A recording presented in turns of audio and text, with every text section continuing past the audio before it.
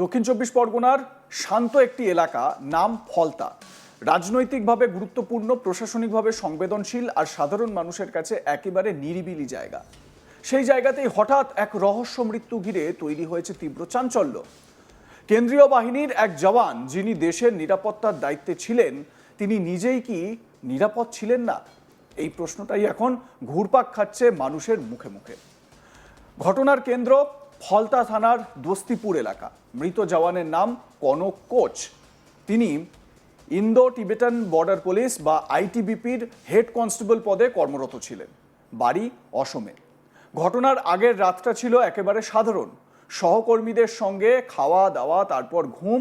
কিন্তু সেই সাধারণ রাতই পরের সকালে পরিণত হলো এক অস্বাভাবিক মৃত্যুর ঘটনায়। সূত্র অনুযায়ী দোস্তিপুর হাই স্কুলে আইটিবিপির প্রায় ৮৬ জন জওয়ান অস্থায়ীভাবে অবস্থান করছিলেন। রাত গভীর হলে সবাই ঘুমিয়ে পড়েন। হঠাৎ এক জওয়ান রাতে বাথরুমে যাওয়ার জন্য ওঠেন, আর সেখানেই তিনি দেখেন রক্তাক্ত অবস্থায় বারান্দায় উপুর হয়ে পড়ে আছেন কনক কোচ। এরপর আর দেরি হয়নি, সহকর্মীরা ছুটে আসেন। দ্রুত তাকে হাসপাতালে নিয়ে যাওয়া হয়। গুরুতর অবস্থায় তাকে নিয়ে যাওয়া হয় ডায়মন্ড হারবার মেডিকেল কলেজ এবং হসপিটালে। কিন্তু চিকিৎসকরা জানিয়ে দেন তিনি আর নেই।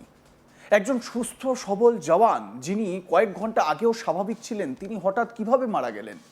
পুলিশের প্রাথমিক ধারণা, সম্ভবত সিঁড়ি থেকে পড়ে গিয়ে এই ঘটনা ঘটেছে। এই ধরনের পড়ে যাওয়ায় মাথায় গুরুতর চোট লাগতে পারে, যা মৃত্যুর কারণ হতে পারে। কিন্তু এখানেই প্রশ্ন, কেন তিনি রাতে একা বেরিয়েছিলেন? কিভাবে এমনভাবে পড়লেন যে কেউ কিছু শুনতেই পেল না, কেউ কিছু টের পেল না? রক্তাক্ত অবস্থায় এতক্ষণ পড়েছিলেন কেন? এই প্রশ্নগুলোর উত্তর এখনো অজানা। মৃতদেহ পাঠানো হয়েছে ময়না তদন্তের জন্য। ময়না তদন্ত রিপোর্টই জানাবে মাথায় আঘাতের ধরন, আঘাতের সময় অন্য কোনো চিহ্ন আছে কিনা। এই রিপোর্টের উপরই নির্ভর করছে পুরো তদন্তের দিক। একটা সাধারণ দুর্ঘটনা হলে এত প্রশ্ন উঠতো না, কিন্তু এখানে কয়েকটি বিষয়ে সন্দেহ বাড়াচ্ছে, যার মধ্যে অন্যতম হচ্ছে সময়। রাতের গভীরে ঘটনা, যখন সবাই ঘুমিয়ে। অবস্থান, বারান্দায় উপুর হয়ে পড়ে থাকা, এটা কি পড়ে যাওয়ার পরে স্বাভাবিক অবস্থান? রক্তাক্ত অবস্থায় ছিলেন ওই জওয়ান কনক কোচ, এটা কি কতটা স্বাভাবিক? হয়তো পড়ে গেলে রক্তাক্ত হতে পারেন, কিন্তু যে অবস্থায় তাকে পাওয়া গিয়েছে সেইটা নিয়ে একটা প্রশ্ন তৈরি হয়েছে। আঘাত কতটা গুরুতর ছিল, কোথায় লেগেছিল? একজন আইটিবিপি জওয়ান, যিনি দেশের সীমান্ত পাহারা দেন, তিনি নিজে কতটা নিরাপদ ছিলেন? যেখানে ৮৬ জন জওয়ান একসঙ্গে থাকছেন, সেখানে কোনো নজরদারি ছিল না, সিসিটিভি ছিল না, নাইট ডিউটি বা পর্যবেক্ষণ ছিল না। এই প্রশ্নগুলো এখন সামনে আসছে। সবথেকে বড় বিষয়, একজন পূর্ণবয়স্ক বা প্রাপ্তবয়স্ক ব্যক্তি, তিনি ধর্মরিয়ে পড়ে গেলেন এবং সেই আওয়াজ কেউ টের পেলেন না। ভোটের সময় বা বিশেষ পরিস্থিতিতে কেন্দ্রীয় বাহিনীকে বিভিন্ন জায়গায় রাখা হয়, স্কুল, কলেজ, অস্থায়ী ক্যাম্পে। কিন্তু এই ব্যবস্থায় অনেক সময় কিছু সমস্যা থাকে। পর্যাপ্ত নিরাপত্তা ব্যবস্থা থাকে না, পরিকাঠামোর অভাব, স্বাস্থ্য জরুরি পরিষেবার সীমাবদ্ধতা, মানসিক চাপের দিক আরেকটি গুরুত্বপূর্ণ দিক। জওয়ানদের মানসিক চাপ, কেন্দ্রীয় বাহিনীর সদস্যরাই প্রায় পরিবার থেকে দূরে থাকেন, কঠিন দায়িত্ব পালন করেন, অনিশ্চিত পরিবেশে কাজ করেন। এই সব মিলিয়ে মানসিক চাপ তৈরি হতে পারে। যদিও এই ঘটনায় সেই দিকটি এখনো স্পষ্ট নয়, তবুও তা উড়িয়ে দেওয়া যায় না। ফলতা এলাকা রাজনৈতিকভাবে গুরুত্বপূর্ণ, এটি অভিষেক ব্যানার্জির প্রভাবাধীন অঞ্চল হিসেবে পরিচিত। তাই এই ঘটনা শুধু একটি মৃত্যুর ঘটনা নয়, এটি রাজনৈতিকভাবেও আলোচনার বিষয় হয়ে উঠেছে। আমার সহকর্মী প্রসেনজিৎ সাহা এ বিষয়ে তার প্রতিবেদনে কি বলছেন, শুনুন। এক সেনা জওয়ানের অস্বাভাবিক মৃত্যুকে কেন্দ্র করে চাঞ্চল্য ছড়ালো দক্ষিণ চব্বিশ পরগনার ফলতাতে। ফলতা থানার অন্তর্গত দোস্তিপুর এলাকায়, সেখানেই দোস্তিপুর হাই স্কুলে রয়েছেন এক কোম্পানি কেন্দ্রীয় বাহিনীর জওয়ান। আইটিবিপি ব্যাটালিয়নের এই এক কোম্পানি কেন্দ্রীয় বাহিনীর জওয়ান, তারা রয়েছেন দোস্তিপুর হাই স্কুলে। রাজ্যে নির্বাচন ঘোষণা হয়ে যাওয়ার সাথে সাথেই কেন্দ্রীয় বাহিনী এ রাজ্যে চলে আসে। কেন্দ্রীয় বাহিনী কার্যত প্রত্যেকটি বিধানসভা এলাকাতেই মোতায়েন রয়েছে এই মুহূর্তে। যেহেতু নির্বাচন আর মাত্র কয়েকটি দিন পরে, সেই কারণে প্রত্যেকটা এলাকায় রুট মার্চ করছেন কেন্দ্রীয় বাহিনীর জওয়ানরা। কোথাও কোনো অশান্তি হলেও দ্রুত ফলতা থানার পুলিশের সাথে এই কেন্দ্রীয় বাহিনীর জওয়ানরা সেই এলাকায় পৌঁছে যাচ্ছেন। আর এই কেন্দ্রীয় বাহিনীর জওয়ানদের মধ্যে এক হেড কনস্টেবল, আইটিবিপি ব্যাটালিয়নের এক হেড কনস্টেবল নাম কনক কোচ, তার মৃত্যু হয়েছে অস্বাভাবিকভাবে। মঙ্গলবার রাতে তাকে রক্তাক্ত অবস্থায় সেই দোস্তিপুর হাই স্কুল থেকেই কার্যত উদ্ধার করেন তার সহকর্মীরা। তড়িঘড়ি তাকে উদ্ধার করে ডায়মন্ড হারবার সুপার স্পেশালিটি হাসপাতালে নিয়ে যাওয়া হয় মঙ্গলবার রাতেই, কিন্তু চিকিৎসকরা তাকে মৃত বলে ঘোষণা করেন। তার শরীরের বিভিন্ন জায়গায় আঘাতের চিহ্ন রয়েছে বলে প্রাথমিকভাবে জানা গিয়েছে। সব মিলিয়ে গোটা ঘটনাকে কেন্দ্র করে এলাকায় যথেষ্ট চাঞ্চল্য ছড়িয়েছে।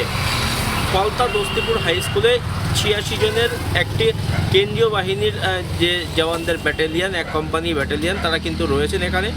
এবং সেই জওয়ানরাই এখানে যখন তারা প্রত্যেকদিন রাতে থাকছেন এবং সকালবেলা করে তারা ফলতা থানার পুলিশের সাথে এলাকায় পরিদর্শনে যাচ্ছেন, বিভিন্ন জায়গায় রুটমার্চ করছেন, কোথাও আইন শৃঙ্খলার অবনতি হলে সেখানে যাচ্ছেন। আর এই কেন্দ্রীয় বাহিনীর জওয়ানদেরই অন্যতম কনক কোচ, যিনি কিনা এই ব্যাটালিয়নের হেড কনস্টেবল ছিলেন, তারই মৃত্যু হয়েছে। তার দেহ উদ্ধার হয়, পরে সেই দেহ হাসপাতালে নিয়ে গেলে চিকিৎসকরা মৃত বলে ঘোষণা করেন। এবং এই ঘটনা কিভাবে ঘটলো তা খতিয়ে দেখছে পুলিশের প্রাথমিক অনুমান, রাতে কোনোভাবে সিঁড়ি থেকে পড়ে গিয়ে মৃত্যু হয়েছে এই কনক কোচ নামে এই জওয়ানের। তার বাড়ি আসামে। ইতিমধ্যেই পরিবারের লোকজনকে এ বিষয়ে খবর দেওয়া হয়েছে। দেহ উদ্ধার করেছে ফলতা থানার পুলিশ। দেহ ময়নাতদন্তে পাঠানো হয়েছে ডায়মন্ড হারবার মর্গে। এবং এই মৃত্যু কিভাবে ঘটলো তা খতিয়ে দেখছে ডায়মন্ড হারবার পুলিশ জেলার অন্তর্গত এই ফলতা থানার পুলিশ। সব মিলিয়ে গোটা ঘটনাকে কেন্দ্র করে এলাকায় যথেষ্ট চাঞ্চল্য ছড়িয়েছে। কিভাবে মৃত্যু হলো এই কেন্দ্রীয় বাহিনীর জওয়ানের সেটি পরিষ্কার নয়, তবে তার সহকর্মীরা যেমনটা জানাচ্ছেন যে অন্যান্য দিনের মতো মঙ্গলবার রাত্রেও খাওয়া দাওয়া সেরে ঘুমোতে গিয়েছিলেন এই কনক কোচ।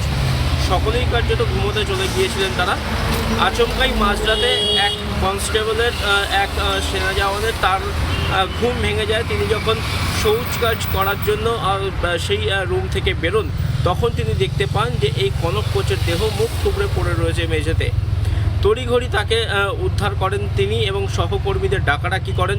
সকলে মিলে এই কনক কোচকে উদ্ধার করে নিয়ে যাওয়া হয় ডায়মন্ড হারবার সুপার স্পেশালিটি হাসপাতালে, কিন্তু সেখানে নিয়ে গেলেই চিকিৎসকরা তাকে মৃত বলে ঘোষণা করেন। চিকিৎসকদের দাবি বেশ খানিকক্ষণ আগেই মৃত্যু হয়েছে এই কনক কোচের, তবে মৃত্যুর সঠিক কারণ কি সেই বিষয়টি এখনও পরিষ্কার নয়। সেটা জানার জন্য ময়নাতদন্তে পাঠাতে হবে দেহ, এবং সেই মোতাবেক দেহ ইতিমধ্যেই ময়নাতদন্তের জন্য পাঠানো হয়েছে। এই কনক কোচ তিনি আসামের বাসিন্দা। পরিবারের লোকজনকে খবর দেওয়া হয়েছে বলে জানানো হয়েছে। অন্যদিকে সহকর্মীরা জানাচ্ছেন যে অন্যান্য দিনের মতোই মঙ্গলবার রাতেও খাওয়া দাওয়া করে কিন্তু কনকবাবু তিনি ঘুমোতে গিয়েছিলেন। তারপরেই মাঝ রাতে কার্যত অন্য এক সেনা জওয়ান যখন শৌচ কাজ করার জন্য তিনি উঠেছিলেন, তখনই নিচে এই কনক কোচের দেহ পড়ে থাকতে দেখেন। তারপরেই সকলে মিলে তাকে উদ্ধার করে নিয়ে আসা হয় হাসপাতালে। মৃত্যুর সঠিক কী কারণ রয়েছে তা খতিয়ে দেখা হচ্ছে। এই ঘটনার পেছনে অন্য কোনো কারণ রয়েছে কিনা সেটাও কিন্তু খতিয়ে দেখছে পুলিশ।